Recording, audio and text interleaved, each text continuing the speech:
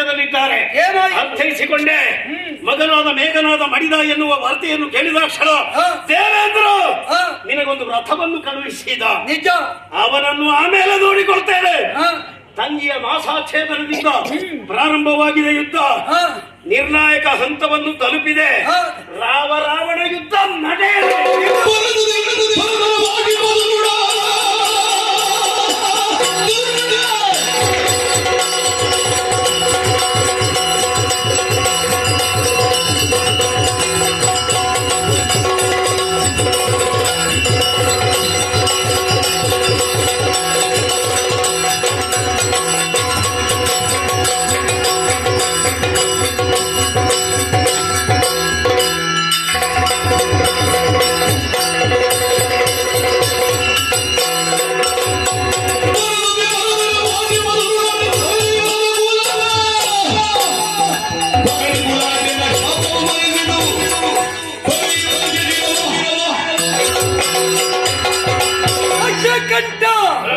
ಸೀತಾಪಹರಣದ ವ್ಯಾಜ್ಯ ನಿಮಿತ್ತವಾಗಿಯೇ ರಾವಣನ ಮುಂದೆ ರಾಮದ್ವೇಷ ಅಂತ ಭಾವಿಸಬೇಡವೋ.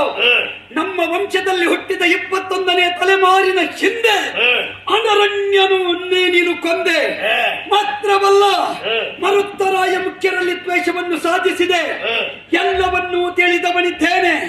ಈ ಮೊದಲಿನವರು ಪ್ರಶ್ನಿಸಲಿಲ್ಲ ಎಂದ ಮಾತ್ರಕ್ಕೆ ರಾಮ ಸುಮ್ಮನಿದ್ದಾನೆ ಅಂತ ಭಾವಿಸಬೇಡ. ಅಯೋಧ್ಯೆಯಿಂದ ಹೊರಟದ್ದೇ ಆರ್ಯಾವರ್ತವನ್ನು ದುಷ್ಟಮುಕ್ತಗೊಳಿಸುವುದಕ್ಕೆ ಬೇಕಾಗಿ. ನಾ ಹುಟ್ಟಿದ ಭೂಮಿ ಏನು, ಇನ್ನೊಂದು ಭೂಮಿಯಲ್ಲಿಯೂ ಕೂಡ ದುಷ್ಟರ ಹನನ ಮಾಡುವುದೇ ರಾಮನ ಅಯನದ ಉದ್ದೇಶ.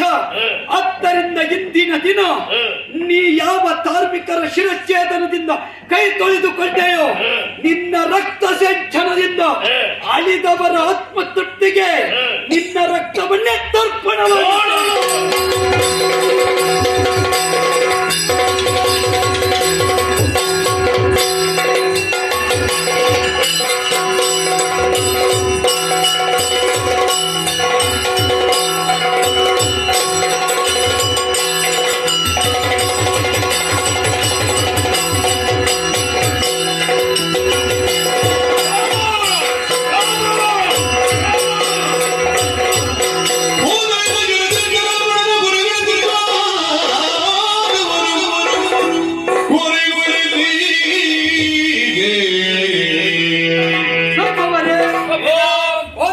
ಶರದಿಂದಲೇ ದುಷ್ಟನಾದ ರಾವಣನ ವಧೆಯಾಗಿದೆ.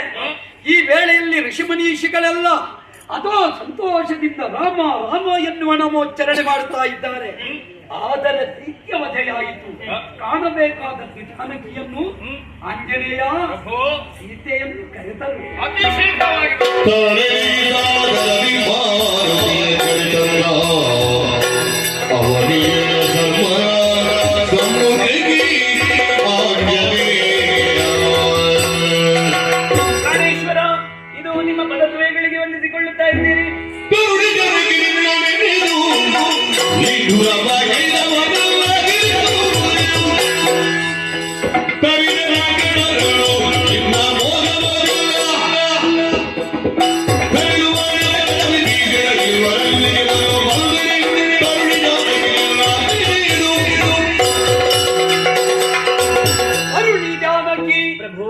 ಈ ಮೊದಲು ನಿನ್ನನ್ನು ಹೃದಯೇಶ್ವರಿ ಅಂತ ಸಂಬೋಧಿಸ್ತಾ ಇದ್ದೆ. ಹೌದು, ಇವತ್ಯಾಕೋ ಅಂತಹ ಮಾತು ನನ್ನ ಬಾಯಿಂದಲೇ ಬರ್ತಾ ಇಲ್ಲ. ಅಶೋಕವನದಿಂದ ಆಂಜನೇಯ ನಿನ್ನನ್ನು ಕರೆತಂದು ನನ್ನ ಸಮಕ್ಷದಲ್ಲಿ ನಿಲ್ಲಿಸಿದಾಗ ನೇತ್ರ ರೋಗಿಯೊಬ್ಬನಿಗೆ ದೀಪದ ಬೆಳಕನ್ನು ಕಂಡಾಗ ಯಾವ ಅನುಭವ ಆಗುತ್ತದೆಯೋ ಅಂತಹ ಅನುಭವ ನನಗಾಗುತ್ತಾ ಉಂಟು. ನೀ ಯೋಚಿಸಿರಬಹುದು, ನನ್ನ ನಿಮಿತ್ತವಾಗಿ ಕಳವಧೆಯಾಯಿತು ಎಂಬ ಹಾಗೆ. ನಿನ್ನ ದೆಸೆಯಿಂದಲ್ಲ ಕಳರ ವಧೆ ಎನ್ನುವುದು ರಾಮನ ಹುಟ್ಟಿನ ಪೂರ್ವದ ಸಿದ್ಧಾಂತವೇ ಸತ್ಯ. ಆದ್ದರಿಂದಲೇ ಇಂದು ಕಳವಧೆಯನ್ನು ಮಾಡಿದ್ದೇನೆ. ನಿನ್ನನ್ನು ಇಂದು ಕಾಣುವಾಗ ಈ ಸ್ಥಿತಿ ನನ್ನೊಳಗಾಗುತ್ತದೆ ಅಂತಾದ್ರೆ ನಾಳೆ ಸಾಕೇತದ ಪುರವನ್ನು ಸೇರುವಾಗ ನಾನು ರಾಜಾರಾಮನಾಗಬೇಕಾದವ. ಸೀತಾರಾಮತ್ವ ಪ್ರಧಾನವಲ್ಲ ಕಾಂತೆ. ಆದ್ದರಿಂದ ನಿನ್ನಲ್ಲಿ ಈ ದೋಷನ ಕಂಡುದರಿಂದ ನನ್ನ ಒಟ್ಟಿಗೆ ಇರುವುದಕ್ಕೆ ನೀ ಯಾವತ್ತೂ ಶಕ್ಯಳಲ್ಲ. ಆದ್ದರಿಂದ ಆಶ್ರಯ ಇಲ್ಲ ಅಂತ ನೀ ಭಾವಿಸಬೇಡ. ನಿನಗೆ ಆಶ್ರಯ ಬೇಕು ಅಂತಿದ್ದರೆ ಹನುಮಂತ, ಸುಗ್ರೀವ, ವಿಭೀಷಣ, ಲಕ್ಷ್ಮಣ, ಭರತ, ಶತ್ರುಘ್ನ ಇವರನ್ನು ಆಶ್ರಯಿಸುವ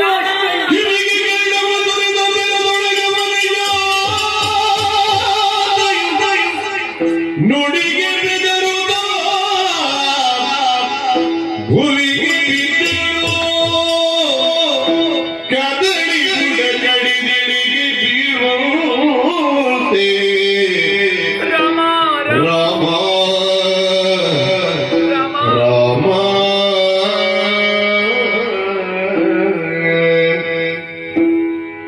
ನಿಮ್ಮಡಿಯ ಗುಡಿಯೊಳಗೆ ಕಲ್ಲು ಮುಳ್ಳುಗಳನ್ನು ಸಮ್ಮತದಿ ಕಳೆಯುತ್ತ ಬಾಳಭಾಮಿನಿಗೆ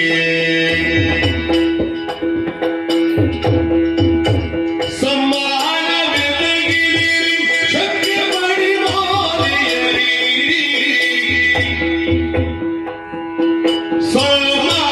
ಸಮ್ಮಾನವೆದಗಿರಿ ಶಕ್ತಿ ಮಾಡಿ ಮಾರಿಯರಿ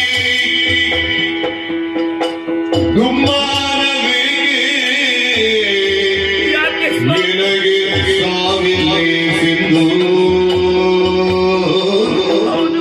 ಎನಗೆ ಸಾವಿಲೆ ಸಿಂಧು ರಾಮ ರಾಮ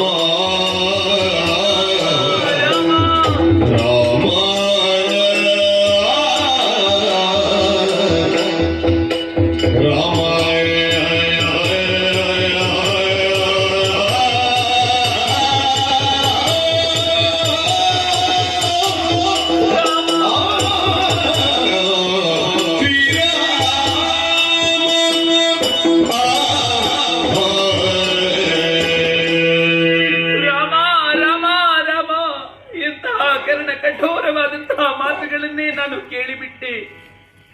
ಈ ಮಾತುಗಳನ್ನು ಕೇಳುವುದಕ್ಕಿಂತ ನನಗೆ ಮರಣವೊಂದು ಬರುತ್ತಿದ್ದರೆ ಖಂಡಿತವಾಗಿಯೂ ಆ ಮರಣವನ್ನು ನಾನು ಸ್ವಾಗತಿಸುತ್ತಾ ಇದ್ದೆ. ಇಲ್ಲವಾದಲ್ಲಿ ದುಷ್ಟನಾದಂತಹ ರಾವಣನನ್ನು ವಧಿಸಿ ಲಂಕೆಯಲ್ಲಿದ್ದಂತಹ ಸೀತೆಯನ್ನು ಪ್ರಭು ಶ್ರೀರಾಮಚಂದ್ರ ತನ್ನ ತೋಳದಿಕ್ಕಿಗೆ ಮತ್ತೆ ಸೇರಿಸಿಕೊಳ್ಳುತ್ತಾರೆ ಎನ್ನುವ ಹಾಗೆ ನಾನು ತಿಳಿದರೆ ಎಂತಹ ವ್ಯತಿರಿಕ್ತವಾದಂತಹ ಮಾತುಗಳನ್ನೇ ಆಡಿಬಿಟ್ಟಿನಿ ಪ್ರಭು. ಸ್ವಾಮಿ, ಶುದ್ಧ ಮೃತ್ತಿಕೆಯಲ್ಲಿ ಹುಟ್ಟಿದವಳು ನಾನು. ಕಾಡಿನ ಮಣ್ಣಾದರೇನು, ನಾಡಿನ ಮಣ್ಣಾದರೇನು ಎರಡೂ ಒಂದೇ ಎನ್ನುವ ಹಾಗೆ ತಿಳಿದು ನಾಡನ್ನು ಬಿಟ್ಟು ನಿಮ್ಮೊಂದಿಗೆ ಕಾಡನ್ನು ಸೇರಿದವಳು ಸ್ವಾಮಿ ನಾನು. ನಿಮ್ಮೊಂದಿಗೆ ಜೀವನವನ್ನು ಸಾಗಿಸಿದಂತಹ ಈ ಸೀತೆಯ ಮೇಲೆ ನಿಮಗೆ ಶಂಕೆ ಉಂಟಾಯಿತೆ. ಸೀತೆಯ ಚಾರಿತ್ರದಲ್ಲಿ ನೀವು ದೋಷವನ್ನು ಕಂಡಿರಿ ಪ್ರಭು. ಲಂಕೆಯಲ್ಲಿರುವಂತಹ ಸಂದರ್ಭದಲ್ಲಿ ಅಶೋಕವನವೇ ನನಗೆ ನೆಲೆಯಾಯಿತು, ಶಿಂಶುಪ ವೃಕ್ಷವೇ ನನ್ನ ಮನೆಯಾಯಿತು. ರಾವಣನೊಡನೆ ಮಾತನಾಡುವಂತಹ ಸಂದರ್ಭವೊಂದು ಒದಗಿ ಬಂದರೆ ತೃಣವೊಂದನ್ನು ಮುರಿದು ಆ ತೃಣದೊಂದಿಗೆ ನಾನು ಮಾತಾಡುತ್ತಿದ್ದವಳು. ಅನುನಿತ್ಯವೂ ಅನುಕ್ಷಣವೂ ಕೂಡ ರಾಮ ಧ್ಯಾನವಲ್ಲದೆ ಇನ್ನೊಂದು ಧ್ಯಾನವನ್ನು ಮಾಡಿದವಳಲ್ಲ ಸ್ವಾಮಿ. ಅಂತಹ ಸೀತೆಯ ಚಾರಿತ್ರ್ಯದ ಮೇಲೆ ದೋಷವನ್ನು ಕಂಡಿರಿ. ಸೀತೆ ನಿಮಗೆ ಬೇಡವಾಗಿ ಹೋದಳೆ.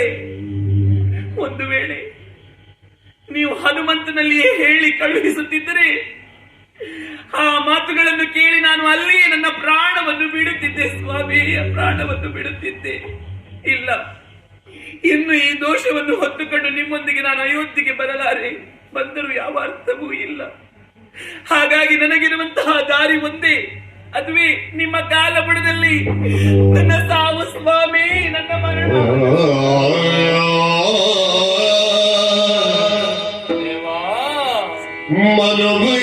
ಮನುಭಗೀರಥ ರಘು ಮಾಂಧಾತ ಮುಖ್ಯೋ ಇನ ಕುಲವು ಬೆಳಗಿರಿ ಕೇಳು ಶ್ರೀರಾಮ. ಮನೆತನದ ಮುತ್ರೀರಿ ಮನವಲಿ ಮುಡಿವರಿ ಪೂರ್ಣದಿರು ಕೇಳು ಶ್ರೀರಾಮ. ಮನೆತನದ ಮುತ್ರೀರಿ ಮನವಲಿ ಮುನಿವರೈ ಕೇಳು ಶ್ರೀರಾಮ ಬೇಡ ರಾಮ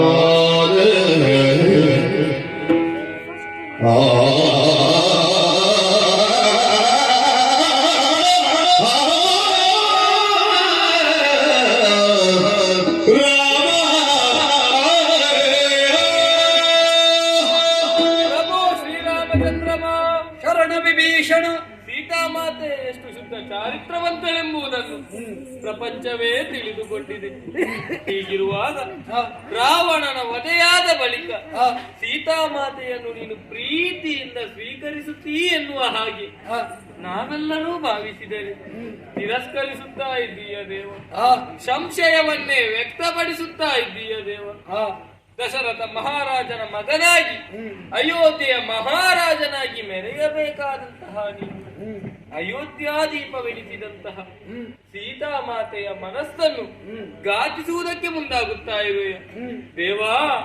ಕೈ ಮುಗಿದು ಬೇಡುತ್ತಾ ಇದ್ದೇನೆ, ಇಂತಹ ಕಾರ್ಯಕ್ಕೆ ನೀವು ಮುಂದಾಗಬೇಡಿ ದೇವಾ. ಪ್ರಭೋ, ಆಂಜನೇಯ, ವ್ಯಾಪ್ತವಾದ ಮಹಾಸಮುದ್ರಕ್ಕೆ ಸೇತುವನ್ನು ಬಲಿದು ರಾವಣಾದಿಗಳನ್ನು ಸಂಹರಿಸಿ ಸೀತಾಮಾತೆಯನ್ನು ಮತ್ತೆ ಪರಿಗ್ರಹಿಸಬೇಕಾದ ಸಂದರ್ಭ ನಿಮ್ಮಲ್ಲಿ ಇಂತಹ ಶಂಕೆ ಮೂಡಿತೆ ಪ್ರಭು. ಶಾಪಗ್ರಸ್ತರಾದಂತಹ ಮುನಿಸತಿಯನ್ನು ಉದ್ಧರಿಸಿದವರು ನೀವು. ಹೀಗೆ ಪರಮ ಪತಿವ್ರತೆ ಇದ್ದಾಳೆ. ಮನೆತನದ ಮುತ್ತೈದೆಯ ಮನವನಿ ಘಾತಿಸಿದರೆ ಅಳಿದಂತಹ ನಿಮ್ಮ ಪೂರ್ವಜರು ಕೋಪಿಸಿಕೊಳ್ಳುವುದಕ್ಕೆ ಸಾಧ್ಯ ಉಂಟು. ಹಾಗಾಗಿ ಸೀತಾಮಾತೆಯನ್ನು ಮತ್ತೆ ಪರಿಗ್ರಹಿಸುತ್ತದೆ. ಅಣ್ಣ ರಾಮಚಂದ್ರಮ, ತಮ್ಮ ಲಕ್ಷ್ಮಣ, ನಾವೆಲ್ಲರೂ ಕಳೆದುಕೊಂಡಂತಹ ಸೀತಾಮಾತೆ ನಮ್ಮ ಕೈಗೆ ಸಿಕ್ಕಿದ್ರಲ್ಲ ಎನ್ನುವ ಸಂತೋಷದಲ್ಲಿ ನಾವೆಲ್ಲ ಇದ್ದವರು.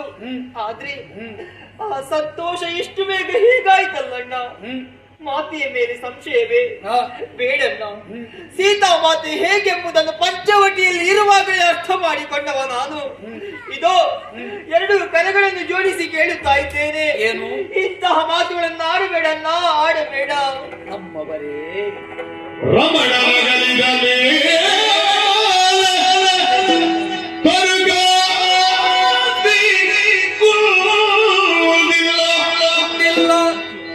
ಕಮಲ ತಾರಣಿ ಮಾಸಿಲ್ಲ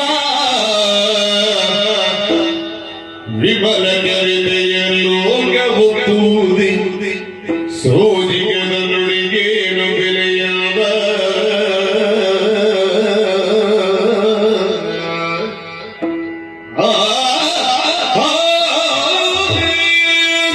ನಮ್ಮವರೇ, ಸೀತೆಯ ಮೇಲೆ ನಿಮಗಿರಬಹುದಾದ ಅಪಾರ ಅಭಿಮಾನವೇ ನಿಮ್ಮಿಂದ ಎಂತಹ ಮಾತುಗಳನ್ನಾಡುತ್ತಾ ಆಡಿಸುತ್ತಾ ಉಂಟು ಎನ್ನುವುದು ಸ್ಪಷ್ಟ.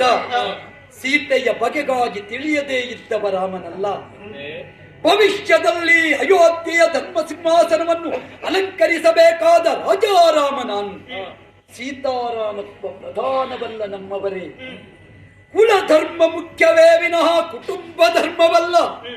ಪಟ್ಟವನ್ನೇರಿದ ಒಬ್ಬಾತನಿಗೆ ಎಲ್ಲವೂ ಒಂದೇ ಎಂಬ ಭಾವವಿರಬೇಕು, ಅದುವೇ ರಾಜಧರ್ಮ. ಅದರಡಿಯಲ್ಲಿ ಅಧಿಕಾರ ಗ್ರಹಣ ಮಾಡುವ ನಾನು ನಾಳೆ ಪ್ರಾಪಂಚಿಕರ ಕಣ್ಣು ಕಟ್ಟುವ ವ್ಯವಸ್ಥೆಯನ್ನಾಡುವುದಲ್ಲವಲ್ಲ. ಕಂಡಿರಾ ಜಾನಕಿಯನ್ನು? ಕಂಡನನ್ನು ಕಳಕೊಂಡ ಹೆಣ್ಣಬ್ಬಲು ಕೆಲವೇ ಸಮಯದಲ್ಲಿ ಹೇಗಿರುತ್ತಾಳೆ? ಆಕೆಯ ತನ್ನು ಕಾಂತಿ ಕುಂದಿರುತ್ತದೆ, ನೇತ್ರ ದೀಪ್ತಿ ಅಡಗಿರುತ್ತದೆ, ಕೃಷಕಾಯಳಾಗಿರುತ್ತಾಳೆ. ಆದರೆ ಸೀತೆಯಲ್ಲಿ ಅಂತಹ ಯಾವ ಬದಲಾವಣೆಯೂ ಗೋಚರಿಸ್ತಾ ಇಲ್ಲ. ಇವಳನ್ನು ಕರಕೊಂಡು ಹೋಗಿ ನನ್ನ ಸತಿ ಪಾತಿವೃತ್ಯದಿಂದ ಹೀಗಿದ್ದಾಳೆ ಅಂತ ಆಡಿದರೆ ಅದು ಸೋಜಿಗದ ಮಾತಾದೀತೆ ವಿನಃ ಲೋಕವೊಪ್ಪುವ ವಾಸ್ತವ ನುಡಿಯಾದೀತೆ ಹೇಳಿ. ಹಾಗಾದ ಕಾರಣ ಇವತ್ತು ಸ್ಪಷ್ಟವಾಗಿ ಹೇಳ್ತೇನೆ, ಸೀತೆಯ ಕಳಂಕ ಪ್ರಧಾನವಲ್ಲ. ಬಂಗಾರಕ್ಕಾದರೂ ಕೊಳೆ ಅಂಟಿಕೊಳ್ಳುವುದು ಸ್ವಾಭಾವಿಕ. ಬಂಗಾರದ ಕೊಳೆಯನ್ನು ಬೆಂಕಿಗೆ ಹಾಕಿ ಕಾಯಿಸಿ ಮತ್ತೊಮ್ಮೆ ಪರಿಶುದ್ಧವಾಗಿಸಿ ಅಪರಂಜಿಯಾಗಿ ಧಾರಣೆ ಮಾಡುವುದು ಪ್ರಾಜ್ಞನ ಕರ್ತವ್ಯ. ರತ್ನಗರ್ಭೆಯ ಮಗಳು ಮತ್ತೊಮ್ಮೆ ಪುಟಕ್ಕಿಟ್ಟ ಪುತ್ತಳಿಯಾಗಿ ಬರಬೇಕಿದ್ರೆ ಪಾತ ಕಂಡುಕೊಳ್ಳಲಿ.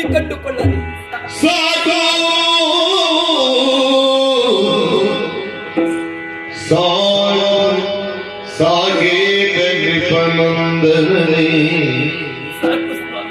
ತಿಳಿದೇ ಮಾತಿನೊಳವನು ತಿಳಿದೆ ಈ ಲೋಕವು ಬಾಳ್ವೆ ಭೂಷಣವು ನಮಗೆನುತ ಲೋಕವು ಬಾಳ್ವೆ ಭೂಷಣವು ನಮಗೆನುತ ಕಾಕುಮತಿಗಳ ಜೋಗಿ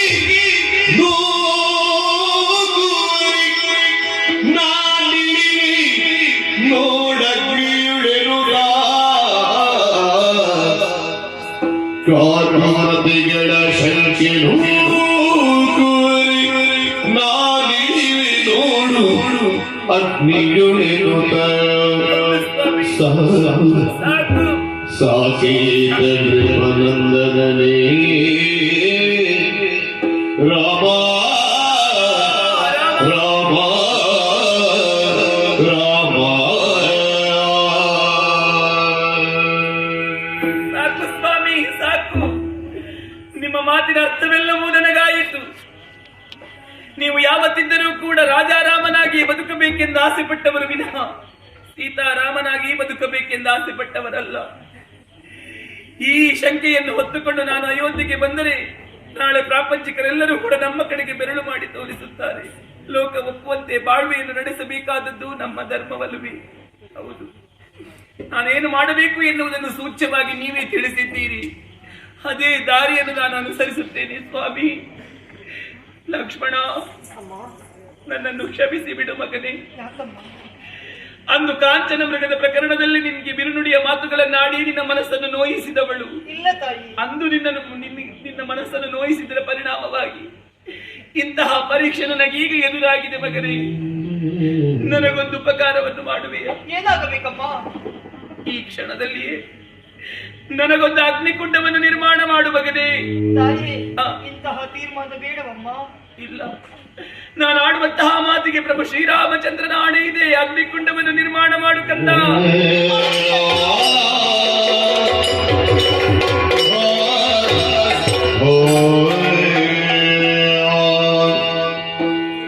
ಕರ್ಮಣ ಮನಸ ವಾಚ ಯಥಾ ನಾತಿ ಚರಾಮ್ಯಹಂ ರಾಘವಂ ಸರ್ವಧರ್ಮಜ್ಞಂ ತಥಾ ಪಾತು ಪಾವಕಃ. ಓ ಅಗ್ನಿದೇವನೇ, ಇದು ನಿನಗೆ ನಮಸ್ಕರಿಸಿದವಳಿದ್ದೇನೆ. ನಿನ್ನ ಕಣ್ಣ ಮುಂಭಾಗದಲ್ಲಿ ನಿಂತಿದ್ದೇನೆ. ಓ ಅಗ್ನಿದೇವನೇ, ಯಜ್ಞ ಕುಂಡದಲ್ಲಿ ಉರಿದು ಆ ಯಜ್ಞದ ಹವಿಸ್ಸನ್ನು ದೇವತೆಗಳಿಗೆ ಅರ್ಪಿಸುವಂತಹ ಹವ್ಯವಾಹನ ನೀನು. ಅಡುಗೆ ಮನೆಯ ಒಲೆಯಲ್ಲಿ ಉರಿದು ಪಾಕ ಪೂರಕನಾಗುವನು ನೀನು. ನಿನ್ನನ್ನು ಸಾಕ್ಷಿಯನ್ನಾಗಿರಿಸಿಕೊಂಡು ಮತ್ತೆ ಲೋಕದಲ್ಲಿ ವಿವಾಹಗಳು ನಡೆಯುತ್ತದೆ. ನಿನಗೆ ಪ್ರದಕ್ಷಿಣೆಯನ್ನು ಬಂದು ಪ್ರಭು ಶ್ರೀರಾಮಚಂದ್ರನ ಕರವನ್ನು ಹಿಡಿದವಳು ನಾನು. ಇದೋ ನಿನ್ನ ಸಮ್ಮುಖದಲ್ಲಿ ಆಡುವಂತಹ ಮಾತು. ನಾನು ಪವಿತ್ರಳು ಎಂದು ಹೌದೇ ಆದಲ್ಲಿ ನಿನ್ನ ಒಡಲೊಳಗೆ ಸೇರಿಸಿ ನನಗೆ ಸಾಕ್ಷಿಯನ್ನಾಗಿರಿಸಿಕೊಂಡು ಮತ್ತೆ ಪ್ರಭು ಶ್ರೀರಾಮಚಂದ್ರನ ತೋಳತೆಕ್ಕೆಗೆ ಸೇರಿಸುವಂತಹ ಹೊಣೆಗಾರಿಕೆ ನಿನಗಿದೆ. ಒಂದು ವೇಳೆ ನಾನು ಅಪವಿತ್ರಳು ಹೌದೇ ಆದಲ್ಲಿ ಸರ್ವಭಕ್ಷಕನಾದಂತಹ ನೀನು ನನ್ನನ್ನು ನುಂಗಿ ನೊಣೆದು ಬಿಡು. ನನ್ನ ಪಾತಿವೃತ್ಯಕ್ಕೆ ನಾನು ಸಾಕ್ಷಿಯನ್ನಿರಿಸಿದವಳಿದ್ದೇನೆ. ನನ್ನ ಪಾತಿವೃತ್ಯಕ್ಕೆ ಸೂರ್ಯಚಂದ್ರನೇ ಸಾಕ್ಷಿ, ತ್ರಿಮೂರ್ತಿಗಳೇ ಸಾಕ್ಷಿ, 4 ವೇದಗಳೇ ಸಾಕ್ಷಿ, ಪಂಚಭೂತಗಳೇ ಸಾಕ್ಷಿ, 33 ಕೋಟಿ ದೇವತೆಗಳೇ ಸಾಕ್ಷಿ, ನನ್ನನ್ನು ಎತ್ತಿ ಆಡಿಸಿದಂತಹ ಮಿಥಿಲೆಯ ಪುರಜನರೇ ಸಾಕ್ಷಿ, ನನ್ನ ಅಪ್ಪನಾದಂತಹ ಜನಕ ಮಹಾರಾಜನೇ ಸಾಕ್ಷಿ, ಅಯೋಧ್ಯೆಯ ಸಮಸ್ತ ಪ್ರಜೆಗಳೇ ಸಾಕ್ಷಿ, ನನ್ನ ಪಾತಿವೃತ್ಯಕ್ಕೆ ಪಂಚವಟಿಯೇ ಸಾಕ್ಷಿ, ನನ್ನ ಪಾತಿವೃತ್ಯಕ್ಕೆ ಅತ್ರಿಜಾಯೇ ಸಾಕ್ಷಿ, ವಿಭೀಷಣ ಹನುಮಂತ ಲಕ್ಷ್ಮಣನೇ ಸಾಕ್ಷಿ, ನನ್ನ ಪಾತಿವೃತ್ಯಕ್ಕೆ ಸರಮಿತ್ರ ಜಟೆಯರೇ ಸಾಕ್ಷಿ, ನನ್ನ ಪಾತಿವೃತ್ಯಕ್ಕೆ ನಾನು ನಿಂತಹ ನೆಲ ಈ ಭೂಮಿ ತಾಯಿಯೇ ಸಾಕ್ಷಿ. ರಾಮ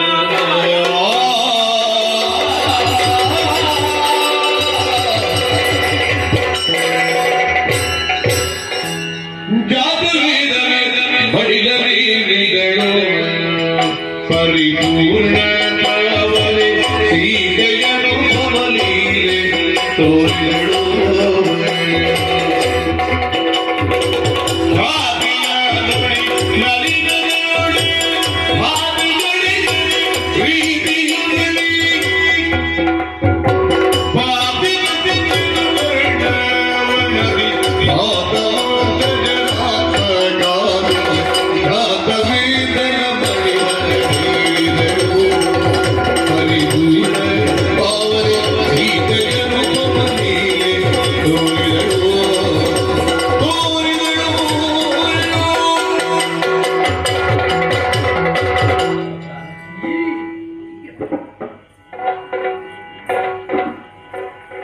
ಸೀತಾ ಸ್ವಾಮಿ ಹದಿಬದೆಯ ಧರ್ಮವನ್ನು ಪ್ರಪಂಚಕ್ಕೆ ಸಾರಿದ ಮಹಾಸತಿಯಾದೆ ನೀನು. ನಿನ್ನ ಮೇಲೆ ಶಂಕೆಯನ್ನು ಹೊಂದಿಯಾಡಿದೆ ಅಂತ ನೀ ಯಾವತ್ತೂ ಭಾವಿಸಬೇಡ. ಈ ತ್ರೇತೆಯ ಯುಗ ಧರ್ಮಕ್ಕನುಸಾರವಾಗಿ ನಾವು ಪವಿತ್ರರು ಅಂತ ಕಾಣಿಸುವುದಕ್ಕಿರುವ ದಾರಿ ಅಗ್ನಿ ಪರೀಕ್ಷೆಯೇ ಜಾನಕಿ. ಯಾವಾಗ ನೀನು ಅಗ್ನಿ ಪ್ರವೇಶ ಮಾಡಿದೆಯೋ ಆ ಕಾಲಕ್ಕೆ ಅಂಬರದಿಂದ ಇಳಿದು ಬಂದರು ಬ್ರಹ್ಮ, ಪರಮೇಶ್ವರ, ಸಿದ್ಧೀಸ ಕೋಟಿ ದೇವತೆಗಳು, ಇಂದ್ರ ಸಮೇತ, ಹೆಚ್ಚೇಕೆ ನನ್ನಪ್ಪ ದಶರಥ ಭೂಪತಿಗಳು. ನೀನ್ ಯಾರೆಂದು ತಿಳಿಯುತ್ತಾಡಿದ ಕಾಲದಲ್ಲಿ ನಾನಾಡಿದ್ದಿಷ್ಟೇ, ಆತ್ಮಾನಂ ಮಾನುಷಂ ಮನ್ಯೇ ರಾಮಂ ದಶರಥಾತ್ಮಜಂ, ನಾ ದಶರಥಿ ಇದ್ದೇನೆ ಎಂಬ ಹಾಗೆ ಆ ಕಾಲಕ್ಕಾಗುವಾಗ ಅವರಾಡಿದ್ದಿಷ್ಟೇ, ಸೀತೆ ಪತಿವ್ರತೆ. ಆವಾಗಲೇ ನಾ ಪ್ರಶ್ನೆ ಮಾಡಿದೆ, ಮಾನವೀಯ ಮೌಲ್ಯಕ್ಕನುಸಾರವಾಗಿ ನಾ ವ್ಯವಹರಿಸಿವಳು ಪತಿವ್ರತೆ ಎನ್ನುವುದನ್ನು ಕಾಣಿಸುವುದು ಮನುಷ್ಯತ್ವವನ್ನು ಹೊಂದಿದ ನನ್ನ ಉದ್ದೇಶ ಅಂತ ಆಡಿದ್ರೆ, ಇಂದ್ರನೇ ಹೇಳ್ತಾ ಇದ್ದಾನೆ, ನಾ ಕೊಟ್ಟ ಪಾಯಸದ ಬಲದಿಂದ ಸೀತೆಯ ತನುಕಾಂತಿ ಕುಂದಿಲ್ಲ, ನೇತ್ರ ದೀಪ್ತಿ ಅಡಗಿಲ್ಲ ಎಂಬ ಹಾಗೆ ಇದು ಇಂದ್ರಾನುಗ್ರಹ ಅಂತ ಗೊತ್ತಾಯಿತು. ಹಾಗೆಂದು ನಿನ್ನನ್ನು ಕಂಡಾಗತ್ತ ದೋಷ ಯಾಕೆ ನನ್ನಲ್ಲಿ ಆವರಿಸಿತು ಅಂತ ಕೇಳಿದ್ರೆ ಹೇಳ್ತಾರೆ, ನಿನ್ನನ್ನು ತೊಡೆಯೇರಿಸಿ ತಂದು ಒಪ್ಪಿಸಿದ ಅಗ್ನಿದೇವ ಹಿಂದಕ್ಕಾದರೂ ಆ ವೇದವತಿ ತಾನು ಅಗ್ನಿ ಪ್ರವೇಶ ಮಾಡಿದವಳು. ಅವಳ ಆಂಶಿಕತೆಯೇ ರಾವಣ ಕೊಂಡೊಯ್ಯುವಲ್ಲಿಂದ ಸೀತಾದೇವಿ ಅಗ್ನಿ ಪ್ರವೇಶ ಮಾಡುವಲ್ಲಿವರೆಗೆ ಇತ್ತು. ಅದುವೇ ಈ ತೆರನಾಗಿ ನಿನಗೆ ಕಾಣುವುದಕ್ಕೆ ಕಾರಣ ಎಂಬ ಹಾಗೆ ಭೂತಾತ್ಮಳಾಗಿ ನಿನ್ನನ್ನು ಮತ್ತೊಮ್ಮೆ ಪರಿಗ್ರಹಿಸಿದೆ ಸೀತಾ. ಸಂತೋಷವೇ ಹೌದು. ಹಾಗೆಂದು ನಾವು ಇಲ್ಲಿರುವುದಲ್ಲವಲ್ಲ, ಸಾಗಬೇಕಾದದ್ದು ಅಯೋಧ್ಯೆಗೆ ಸಾಗೋಣ.